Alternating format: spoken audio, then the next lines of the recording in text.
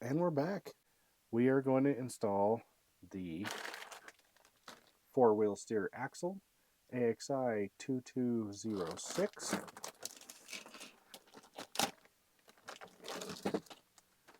This is a completely assembled front axle, all the linkage, all the gears, ready to go, ready to rip. The only thing you need is to add a servo. In order to make this axle work, you do need to pick up the AXI 2207 rear, upper, and lower four-wheel steer link set in titanium for the AXP8. You can see they do not come pre-assembled. Balls are all individual, etc. I already started assembling to make this video a little quicker.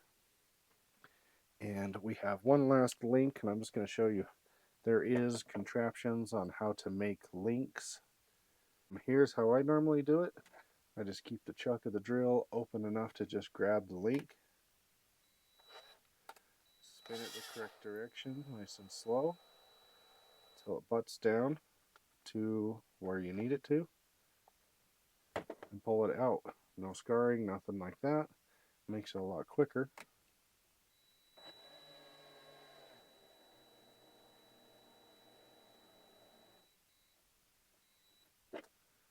Get it pretty close. Do your last adjustment by hand.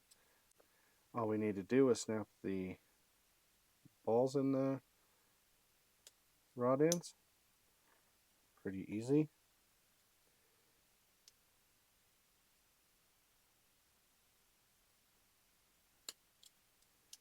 Okay, all our links are made titanium four-wheel steer. We're good to go there. Pretty easy.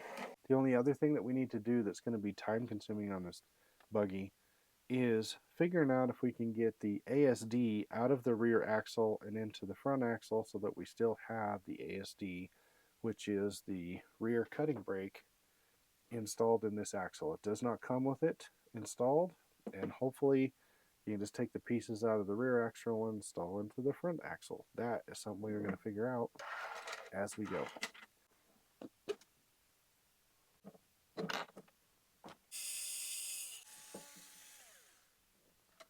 Holy cow, look at the size of that screw. And there's the rear axle.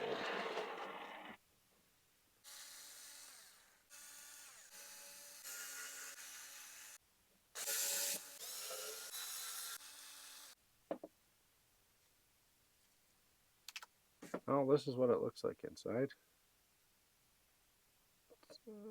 Quite a bit going on there. Hopefully we can get this installed correctly.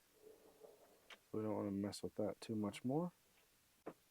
So we need to disassemble this axle to the same point.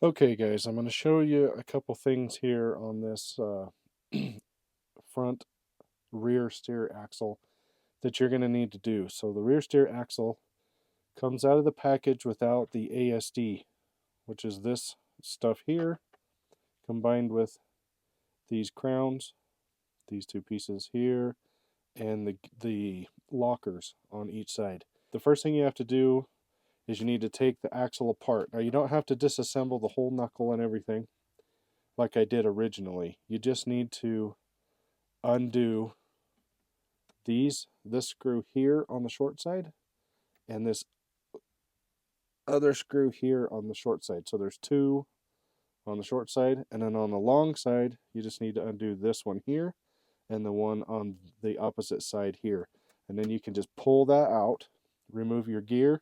You need to pull out these metal locker pieces. They come out of the original front wheel steer axle because it doesn't have ASD, so these are the ones that are just locked, not movable. You need to pull these pieces out, and you're going to replace it with these pieces here. Now we'll show you real quick. So number one thing, the gear is going to come with the ring gear on this side. You need to remove the ring gear out, flip it over, and make sure the ring is on this side. So you want the ring gear towards the short side of the axle, not the long tube side, the short tube side. That's going to be the first thing you're going to need to do. Then you need to take these pieces here and try not to fling them on the floor. You can see that this piece here is one of your locker pieces. And it has 3 crowns on it, and then the other side is an open. So that open crown is going to go towards the top, towards the ASD like that, actually like this. You want the long side, the star, the long side's going to go towards the diff. So long side on this one's going to go in, long side in, short side goes into the what I would call is like a crown. You're going to set the short side in there. That's how it locks. And then there's a little groove down in here that this side of the crown is going to sit into. So you set that in and you slide that in place. Okay, now that's lined up the way that it's supposed to be. You can see this side over here, when I removed the differential and flipped it around, I didn't catch the fact that this thing being rotated gets in the way of the cams in order to them to fully engage. So we'll secure this side by putting the axle back in.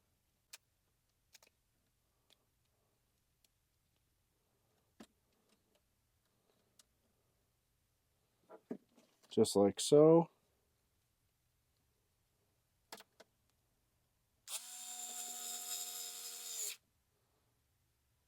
And you lock that one down.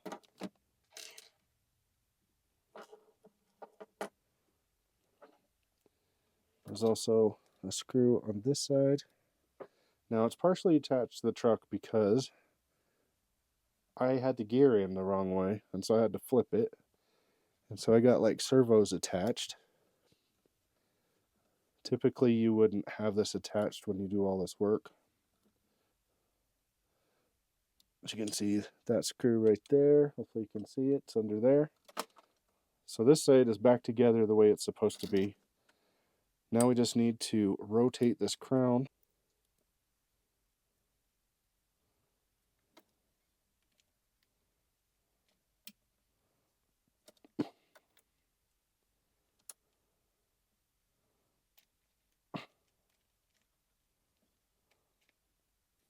There's that.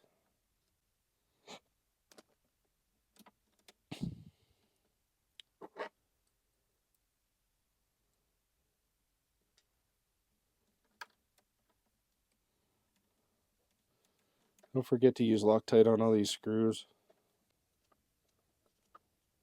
So we need to install this.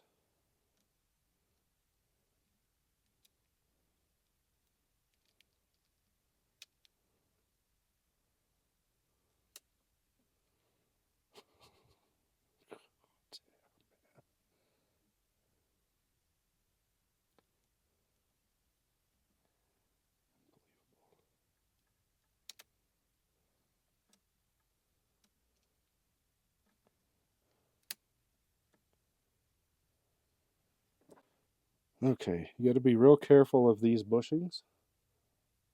You can see they have a groove in them. This side falls off really easy. So they go around the big groove on the lockers, and then up here, these bushings, they have a groove, and there's an actual place that they sit into the axle housing. So right now, they are installed correctly, and if we push this down, when the axle's all the way engaged, you can see it slides it all the way in, and then now this side has the brake on all the way to the other side.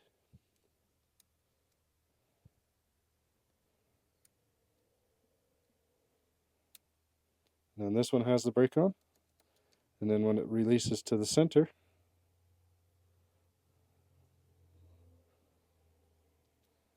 like that, then everything turns. That's how the system works. Actually quite cool. Here's this side of the housing. This also has the grooves for the plastic bushings. You have to make sure those don't get out of alignment.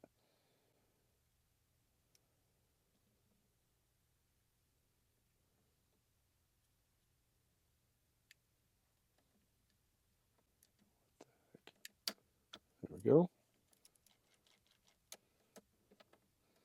Now you can put all your screws back in. We got to swap the links out next. So we still have the stock links dangling out of here. We got to lift the cage to get to them. So we're going to undo the cage, which is pretty easy.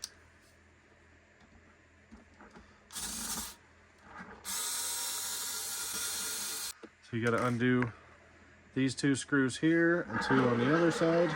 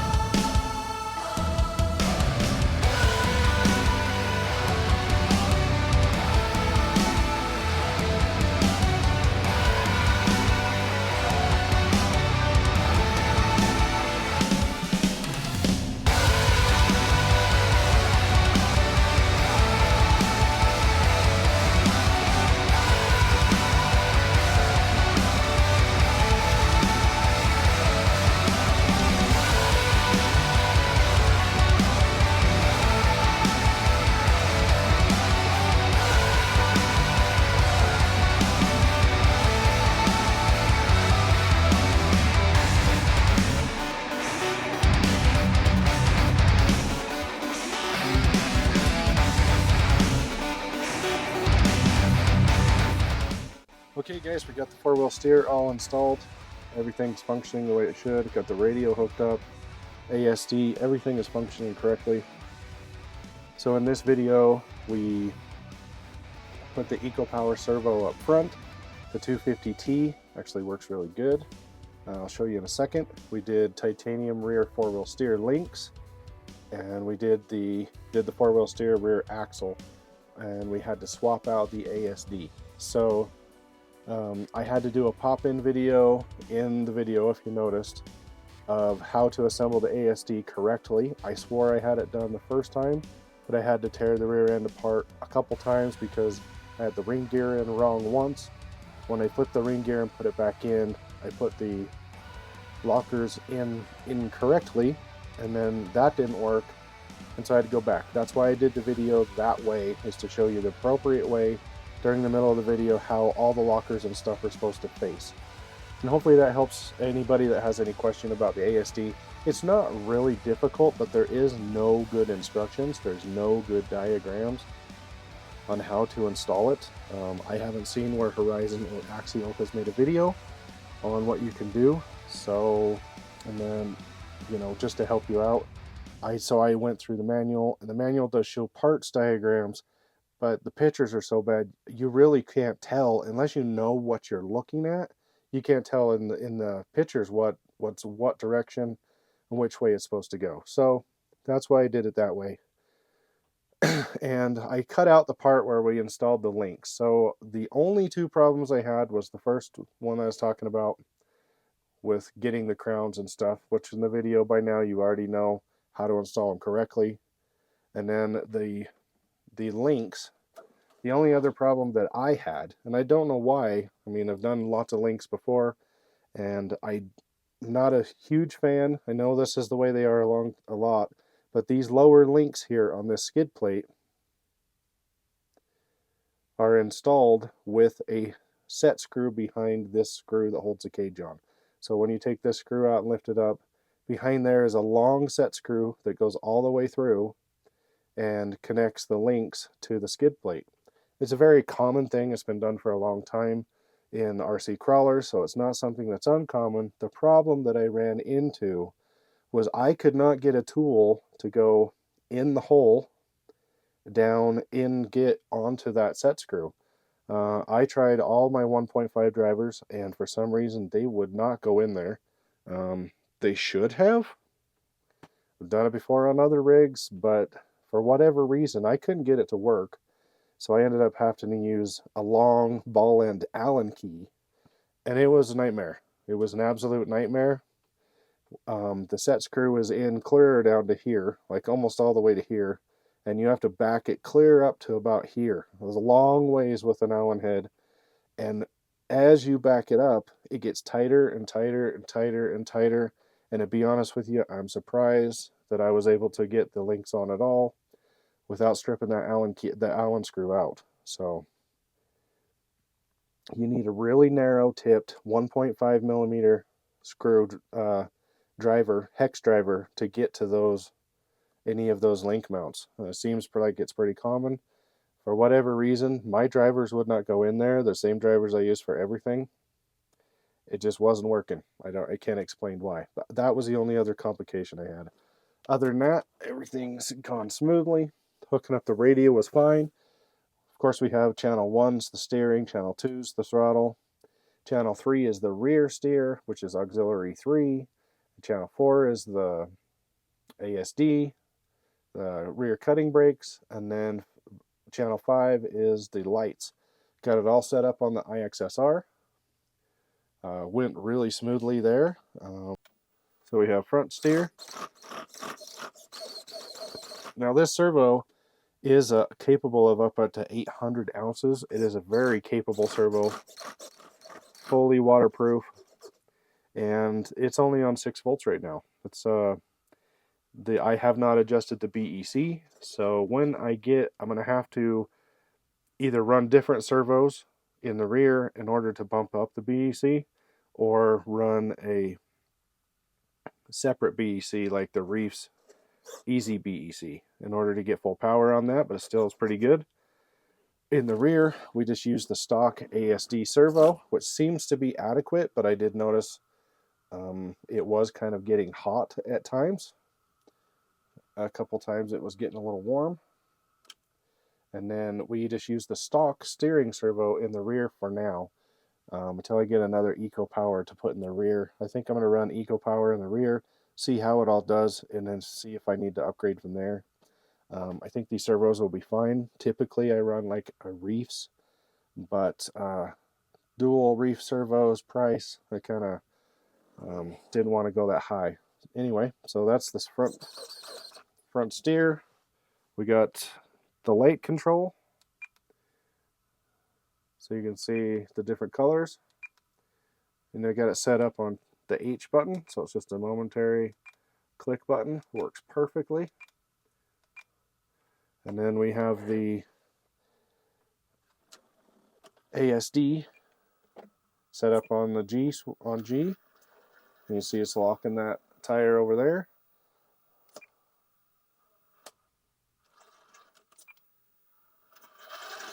And then locks that tire. So that works pretty good. You do have to rock the truck. Just rocking the whole table right now. And then rear steer, we put it on the knob. So I wanted a fully proportional rear. This knob is a little out of place, and you can't really drive this radio. I mean, you cannot drive this radio one-handed. It's just not. So we'll have to see if we need to put... We'll need to see if we need to put the... Well, you can put these on one of the switches to where you can have it in 3 positions. I just wanted it on the knob. Anyway, guys, that's the installation video of the rear steer axle links, the best that I could. I know the volume in this video was a little weird. Hopefully I got all the levels adjusted, because I had to do it over multiple nights, and we had a little bit of noise conflict, and the microphone wasn't turned up in one.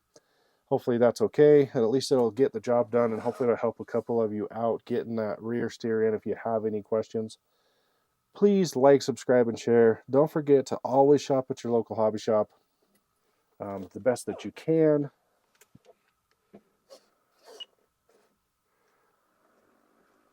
And I am super excited about the rear steer on this truck.